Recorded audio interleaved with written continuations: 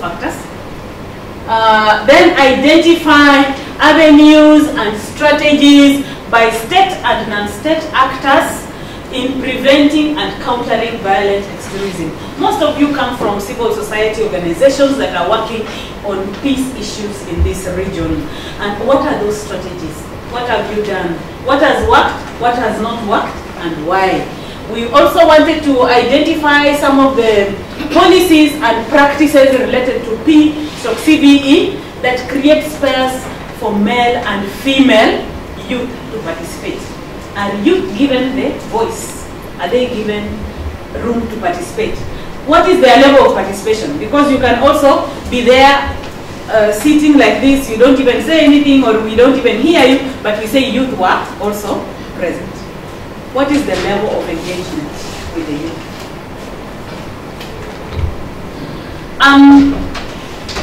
We have already mentioned, and you have seen from the logos, we are 4 partners. We are a quartet. We have IDRC as our donors.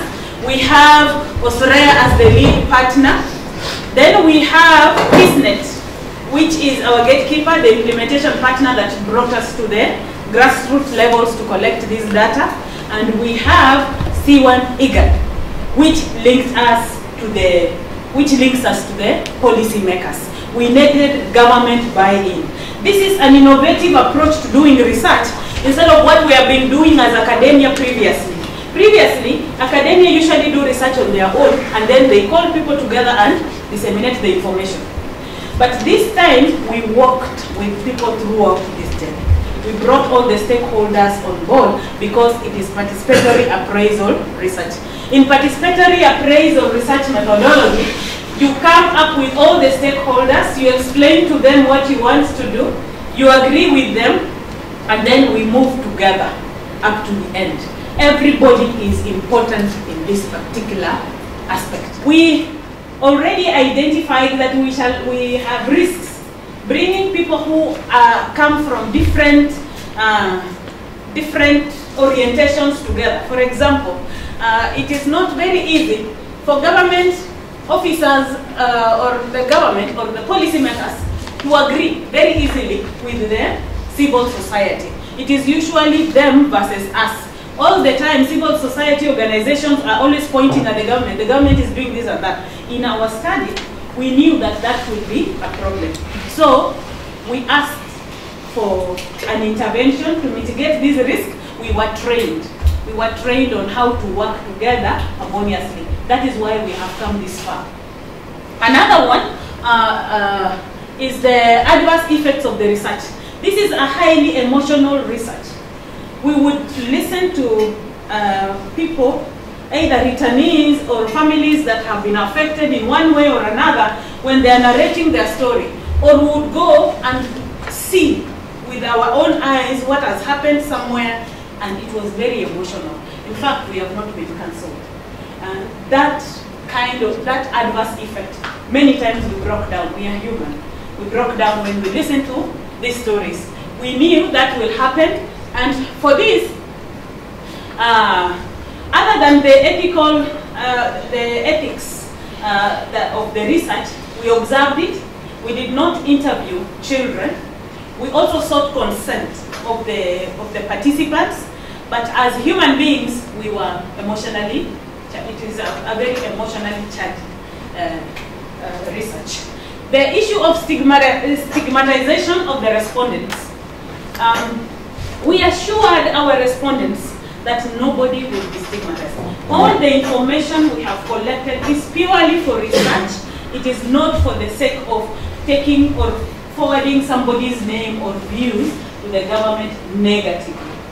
Anything that we have corrected, because we were with the government officials among us as researchers.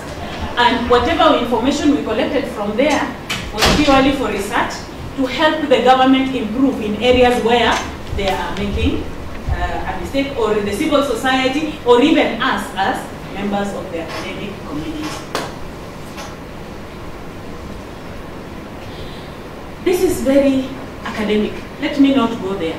But basically, the issue of why we are using a theory just guides us, and we either prove it or disapprove it. Our theory the theories that we have chosen here are speaking to the importance of homegrown solutions to preventing and countering violent extremism. They are saying that we should use homegrown solutions. We should bring everybody on board and hear their views. They are the ones who know the solutions to their problem. I will not go into the details of that.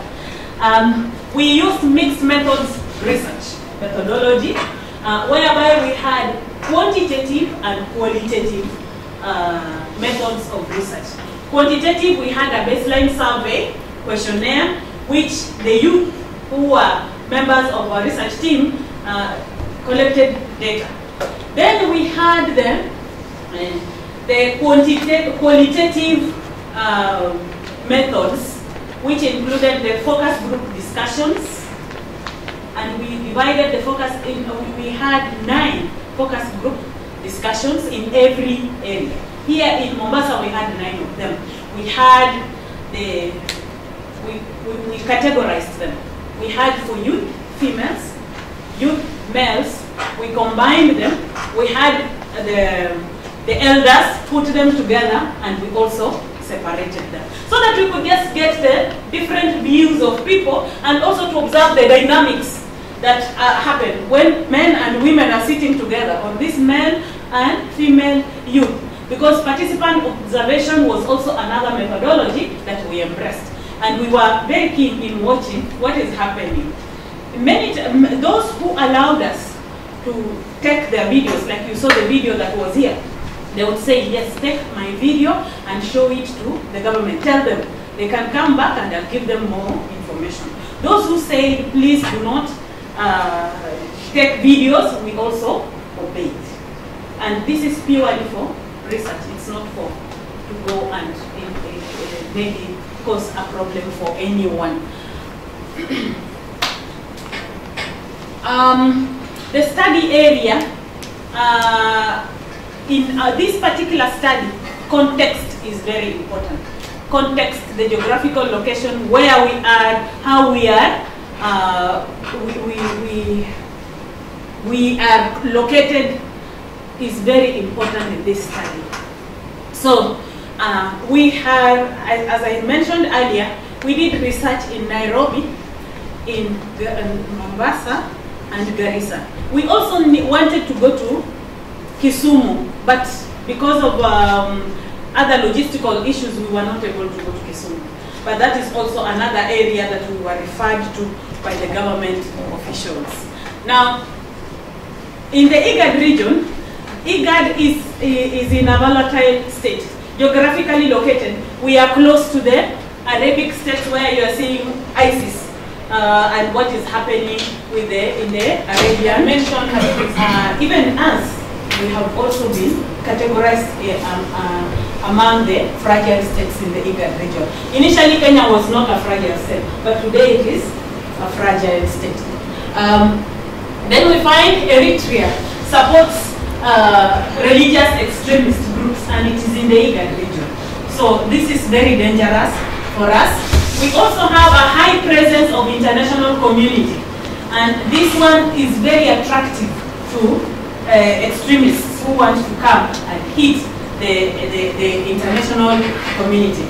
We are also linked to other regional blocks in Africa. So the lessons that are going to be learned from this IGAD region, because we are connected to the East African community, and then we have in the East African community, we have Tanzania that is also connected to, is a member of SADC. And as such, it means that this research has a very big impact on the continent, because it's IGAD, East African community, and the SADC region.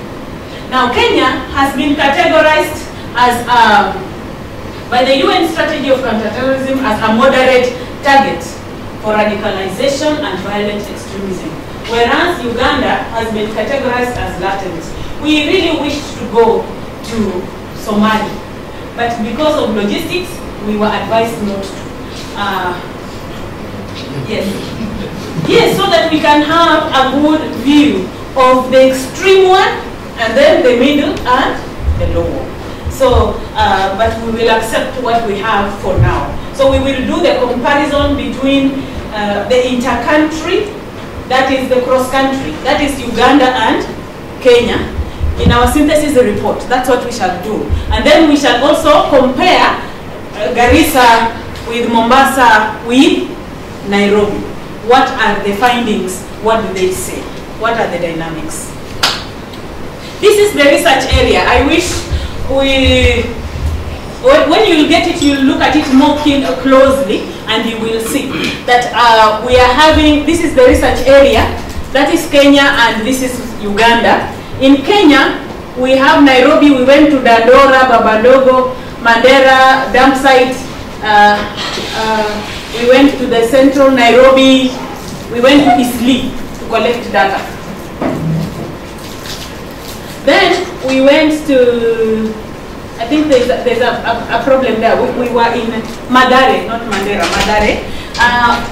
In Garissa, we went to a village called Sampuri, Bura, Garissa, Jarajila, and Balambala.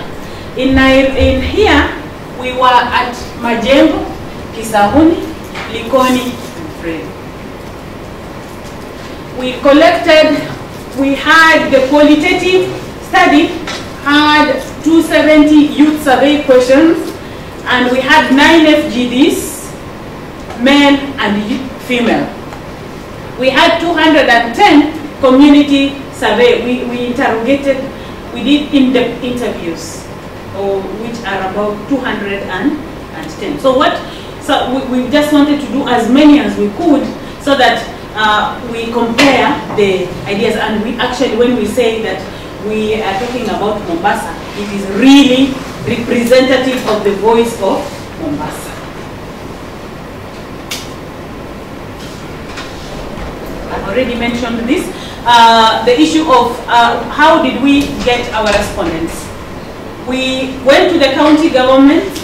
We also had our own gatekeepers. PeaceNet has been working in this area for a very long time, and therefore they have CBOs and FBOs that they work with. They also have peace ambassadors. They also have other local leaders whom they have been working with. That is how we got them. Now, after talking to maybe one, we were using snowballing, multi-stage sampling. We were using snowballing. They would tell us it would be good for you to also talk to so-and-so if it is possible. And we were getting information in that manner. In other ways, we were going to, let's say, like, our mobilizers would organize the members of the community and would meet them in a particular designated area.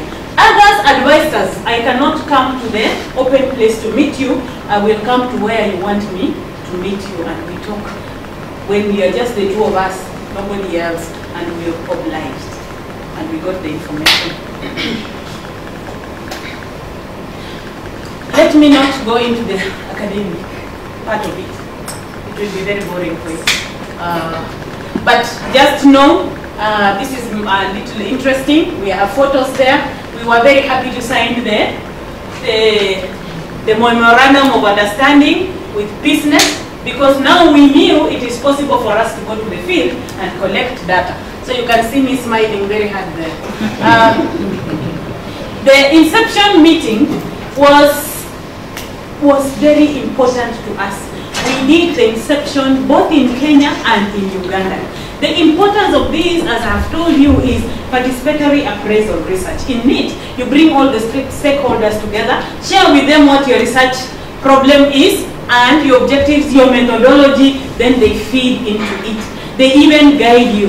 You will move this way and that way before you get to the right position or whatever you want. So we had that both in Kenya and Uganda, as you saw in the video. We prepared our field officers. We developed a manual for questions, the tools of research. Before, when we developed these tools, as Prof. earlier on explained, we were trained in securitizing the research, because we had to decipher the information that is meant for government and the one that is meant for the general public.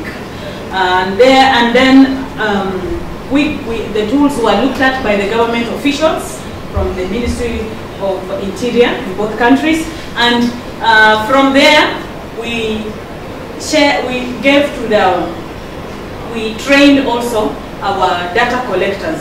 Now our data collectors, or the enumerators, were people who had prior experience to collecting peace and security research information. So it was not anything new to them. It was easy for us to collect data because they already had been trained previously by other organizations. And let me just run the slide. These were just copies of the debrief, meeting the local leaders, as we go to the field, youth leaders, the questions, so that we don't just continue presenting. Maybe we can break and ask a few questions. We'll leave it maybe, how many minutes? 10? Huh? We don't? We are not close fast. We should be up to it. We'll be here to 1:30. We cannot just continue presenting without them speaking. I think I want to hear your voices because this is supposed to be participatory. Maybe if you have some questions about what we have presented, you can raise them. Then I come in again to tell you briefly about the findings. That is the crux of the matter. Do you have any questions? So do they want to hear the findings? Or do you want to hear the findings, then you ask the questions? Yes. Great.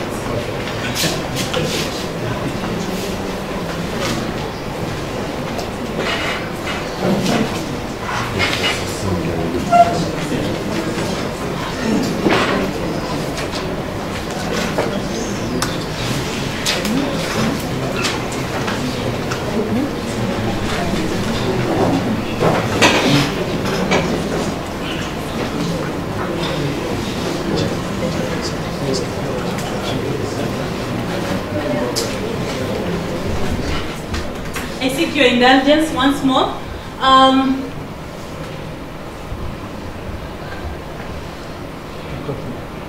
We have done a lot in the various areas where we have collected data, but I want to summarize for the purpose of presentation.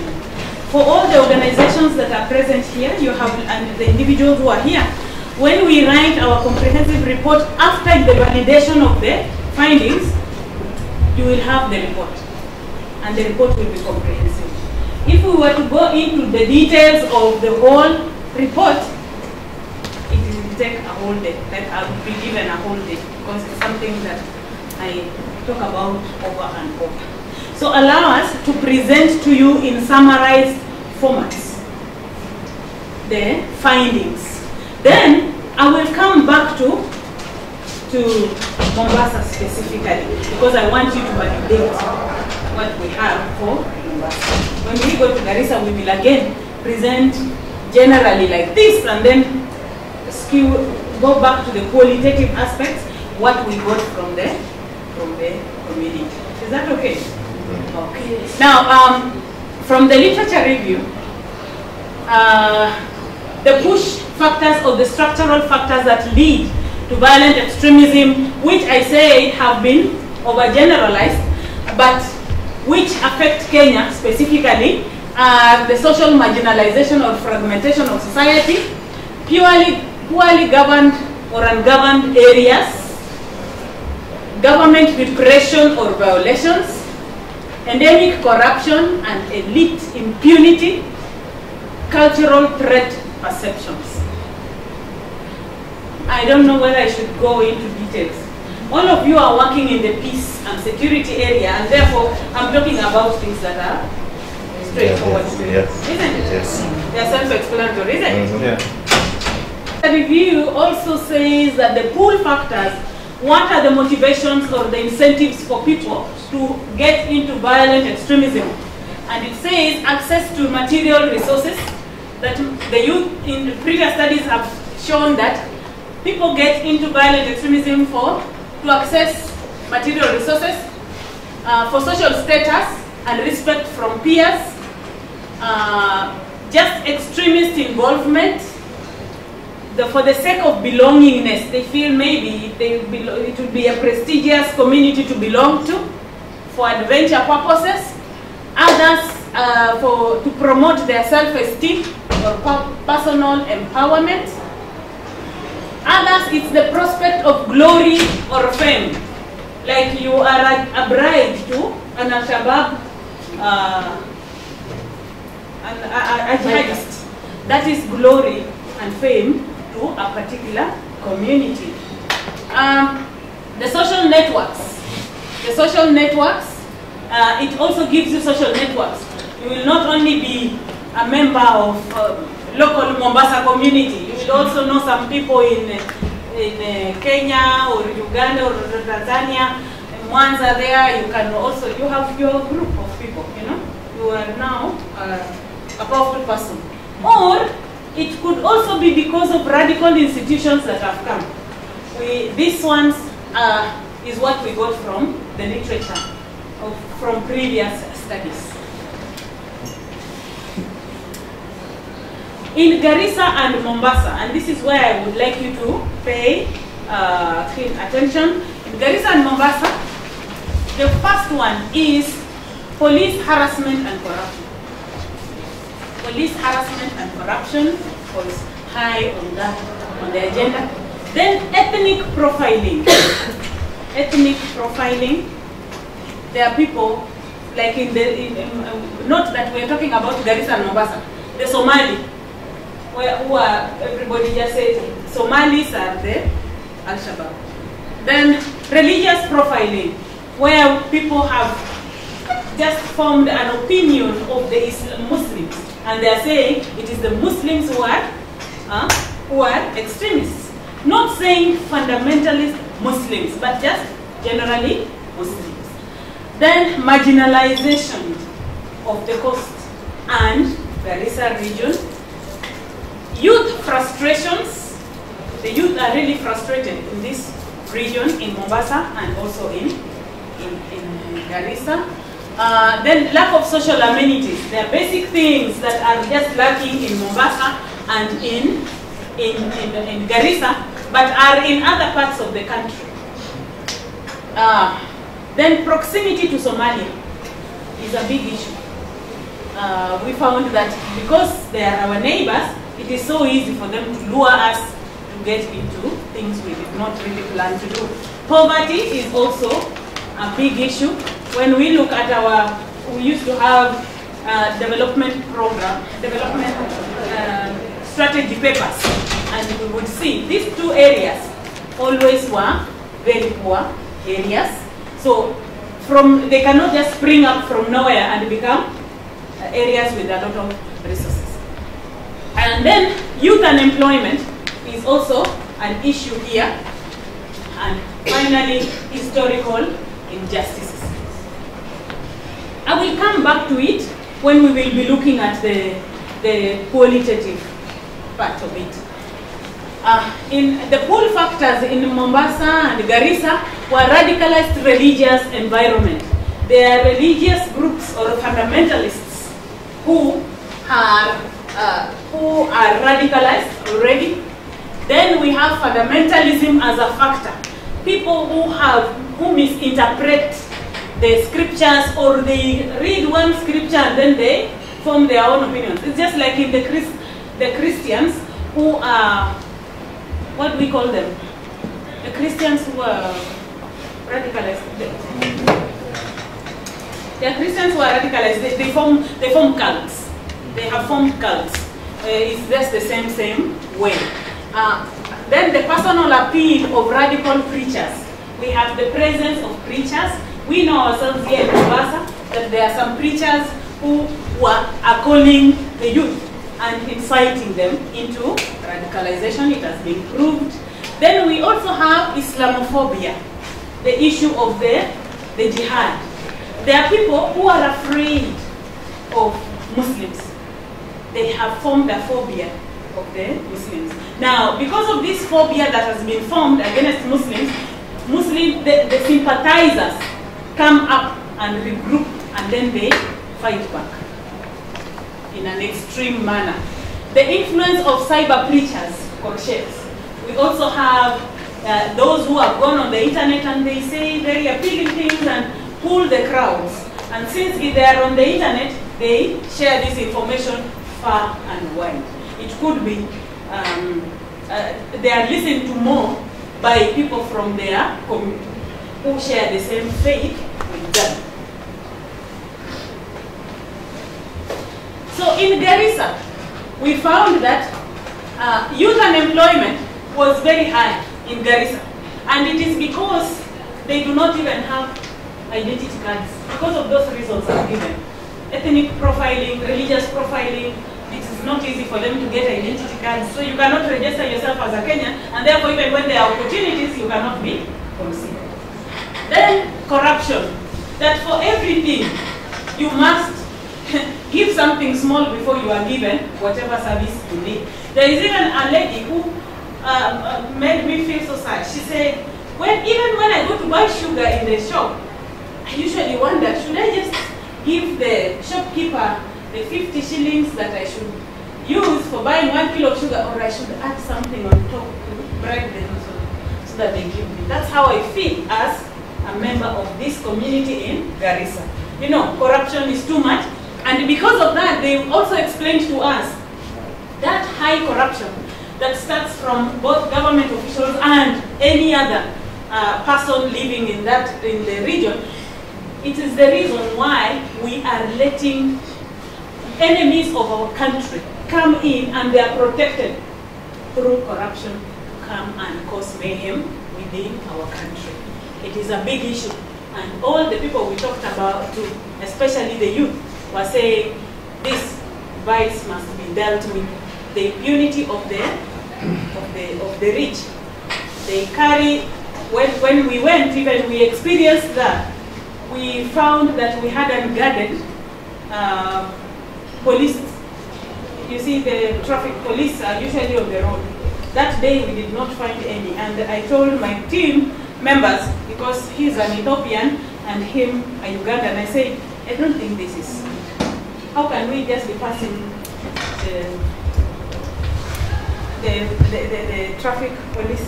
They are not bothered. They are either seated in the car or they are not even stopping us. So when we mentioned that when we were in Garissa, they said, oh, that was a sign that something was happening. Maybe some sugar was moving from one place to another, or maybe tires, or something was happening. And so we have to look and concern. You see, this is because of historical injustices. Garissa, and even here in Mombasa, has a lot of poverty. They are very poor ideology. We see earlier on, as I mentioned earlier, we've been having the government give the shoot to kill order. And that even radicalized many more youth and family members. Because the religious ideologies is also an issue. They agreed, yes, it is true. We have the cyber preachers, we have religious leaders, we have fundamentalists who are propagating extremist ideas. Mombasa. The other one, we had corruption as number one. Here, unemployment. Unemployment, just like there are very similar conditions. Unemployment is very high in Mombasa. Maybe the issue of poverty, and when I will read to you some of the statements that they were giving me about poverty, they are living in their father's land, but they are squatters.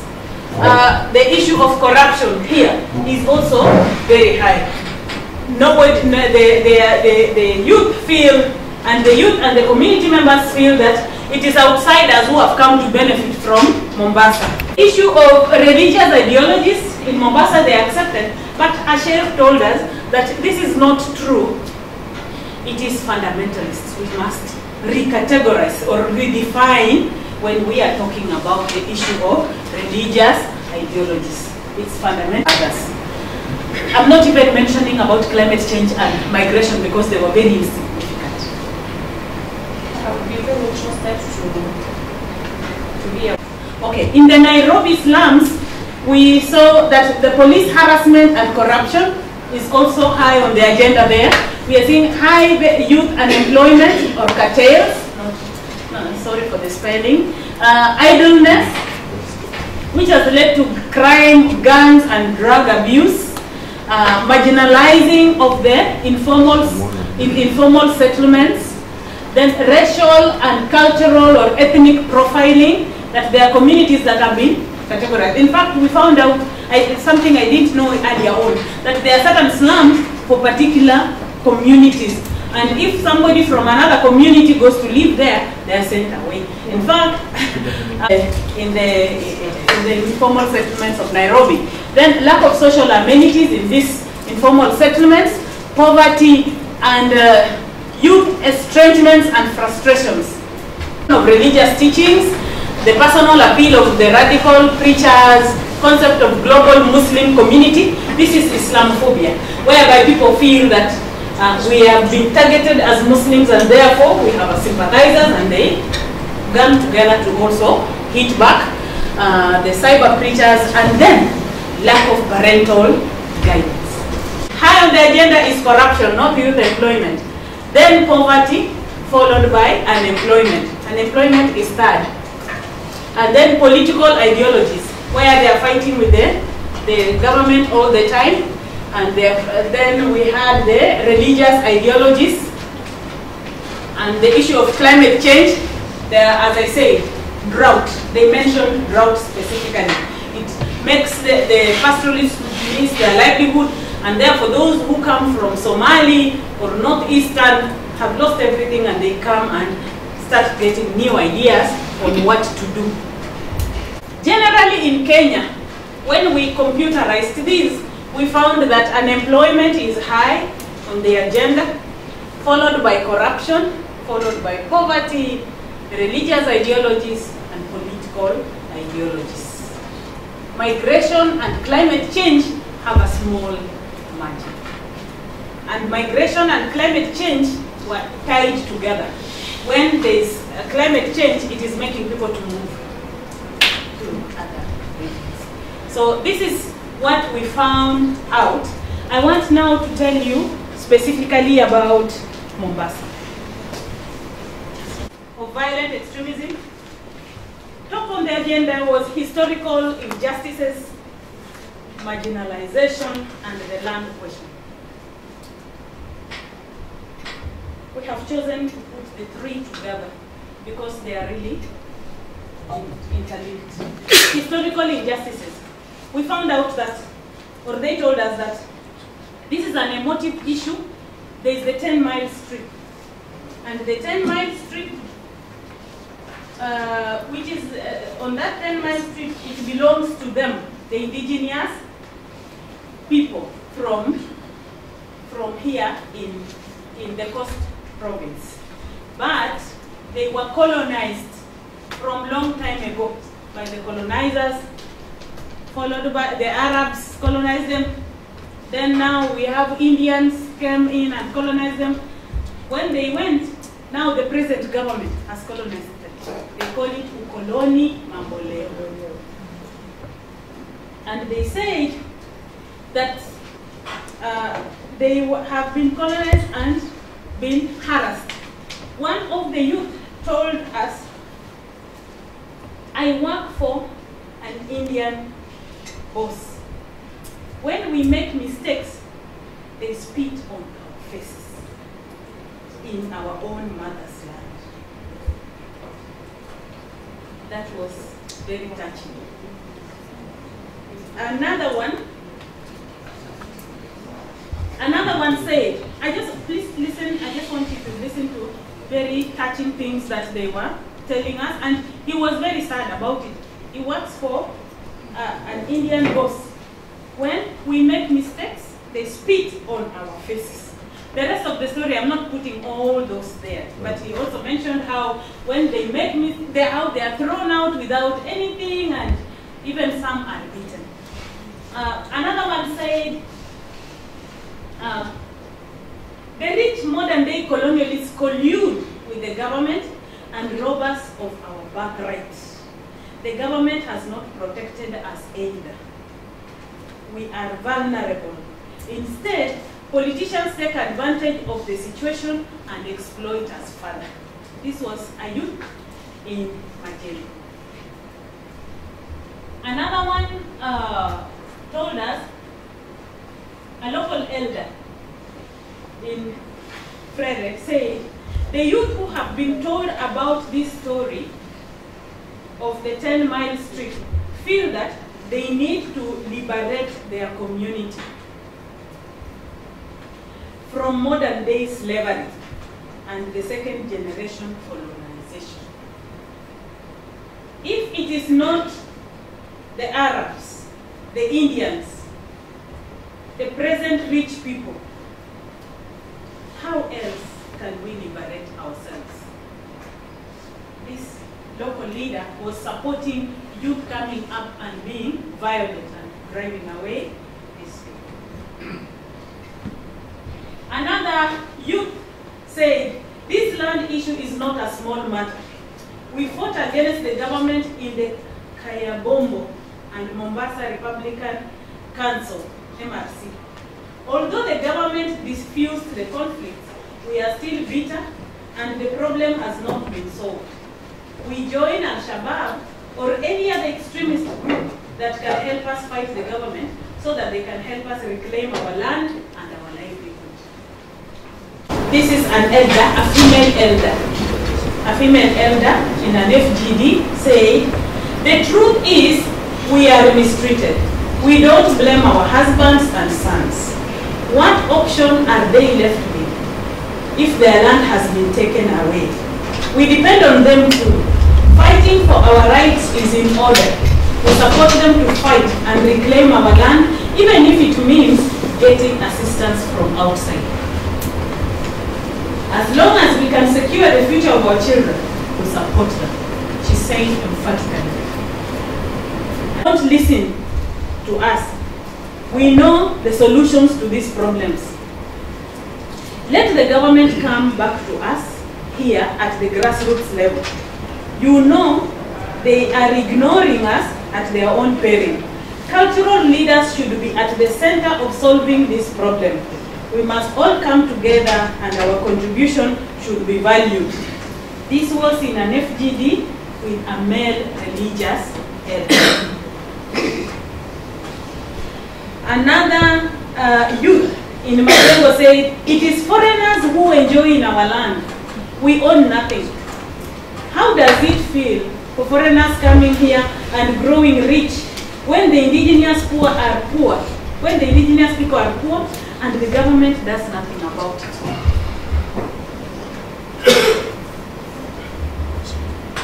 In as far as the question of geographical location is concerned, when they say that, I think it's because we are near Somalia, that's why. So we probed further.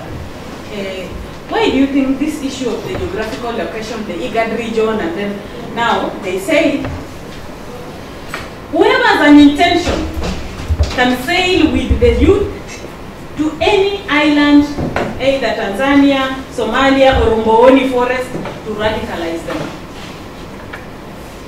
undetected.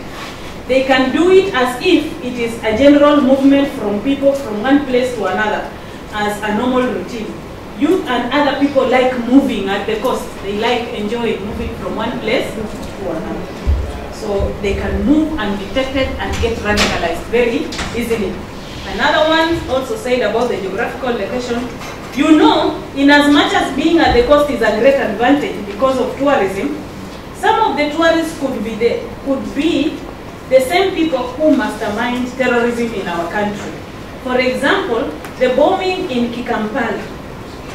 The bombers made friends with the community members and got assimilated in the community. The same way we hear of a tourist who came to Lamu and stayed there, playing football with young boys. Nobody suspected him to be radicalizing them. Parents were surprised when their sons disappeared. That is one of the female respondents who said that about the geographical location. Another respondent felt that the geographical location has caused poverty and say The colonial masters saw nothing good at the coast other than the beaches. And please take note, I'm just picking a few of them. There were so many, as you saw. Government instigated terrorism. This one, they spoke with a lot of feelings. Many broke down, and even us as the researchers, it was a difficult moment. The police provoke the youth. They don't even investigate some of the actions of the youth before they arrest them. The government makes it worse with the shoot to kill order. This angers the youth and their families. What do they mean? Aren't we Kenyans? Don't we have rights? The only option is to join Al-Shabaab and fight back. Another, that was a male youth in Majengo. Another one said, the Kenya Anti-Terrorism Police Unit. This was a very educated youth leader in this area. It is not youth leader, a male religious leader in Majengo told us this. The Kenya Anti-Terrorism Police Unit, ATPU, has carried out a series of extrajudicial killings and enforced disappearances.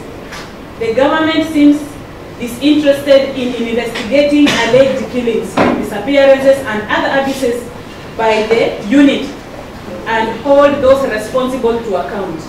Human Rights Watch has tried to find out details about this, but the families are still hurting and they have no answers.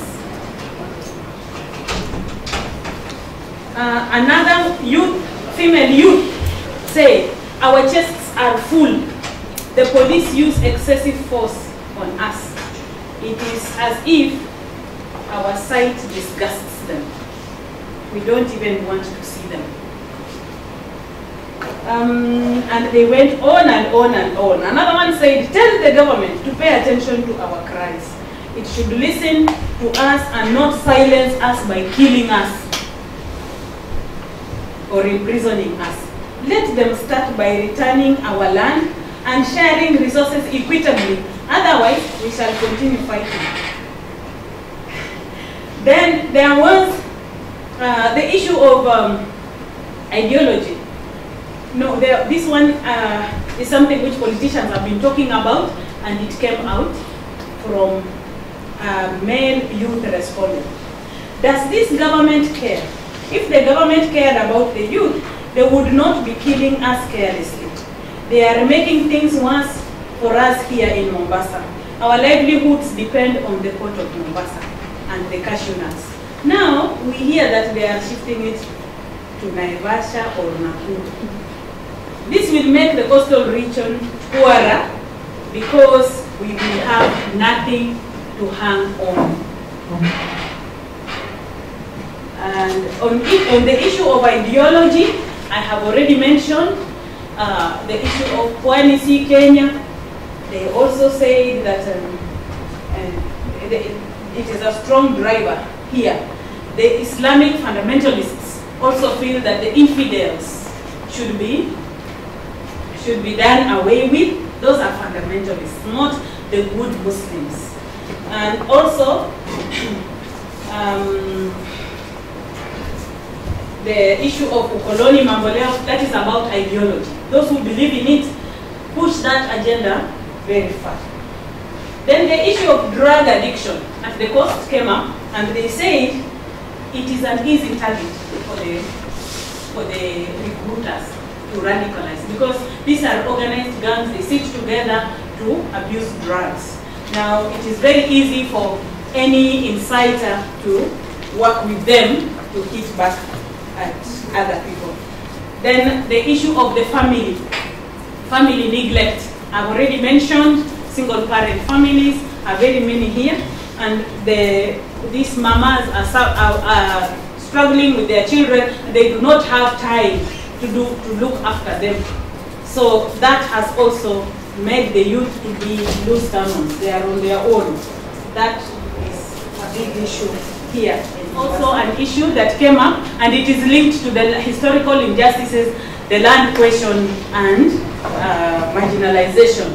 Then they also talked about ICT and social media, and said the cyber creatures, they are very they are the ones who are radicalizing, and people may not know, because a phone is your own personal tool. So many youth are getting radicalized in that manner, and people may not know. But in as far as interventions are concerned, I'll just mention one or two things. The youth, we asked, we know that the government has done so much, and also we have civil society organizations that have come in to fight or to prevent violent extremism. They say yes, it is true. The government has policies, but we hear them or see them on TV, they have not come to the ground. Or when we interact with government officials, they just pick particular or small groups of people and write very good reports that they have done this in Mombasa or in this particular area, but we have not seen it ourselves as youth. Then they also mentioned that those interventions are not their wishes. It is what the government wants them to do, or what somebody else wants them to do. It's not what them themselves want to do. Then the issue of, I think, what has worked, what has not worked, and why. We came across, we now have interventions that are taking place like now in here.